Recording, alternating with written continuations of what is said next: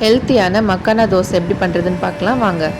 ரவை எடுத்துக்கலாம், அதே அளவு வெள்ளை அவல், அதே அளவு மக்கானா, கெட்டியான தயிர், கொஞ்சமாக உப்பு சேர்த்து கொஞ்சமாக தண்ணி ஊற்றி ஒரு 20 மினிட்ஸ் அந்த சைடு எடுத்து வச்சுருங்க.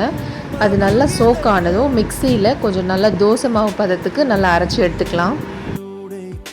அரைச்சி எடுத்ததுக்கப்புறமா கொஞ்சமாக தண்ணி சேர்த்து இந்த தோசை மாவு நம்ம ஊற்றுறதுக்கு எந்த அளவுக்கு தேவையோ அந்த அளவுக்கு தண்ணி ஆட் பண்ணிக்கிட்டு மிக்ஸ் பண்ணி எடுத்து வச்சுருங்க.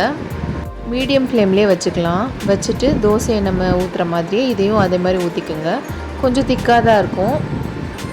லைட்டாக எண்ணெய் ஊற்றி ரோஸ்ட் பண்ணிவிட்டு 2 சைடும் திருப்பி போட்டு எடுத்திங்கன்னா சூப்பரான ஹெல்த்தியான மக்கானா தோசை ரெடி. இதுக்கு சைட் டிஷ் காரமாக நல்ல வேர்க்கடலை சட்னி போட்டு சாப்பிட்டு பார்த்திங்கன்னா சுட சுட சாப்பிடும்போது ரொம்ப சூப்பராக இருக்கும்.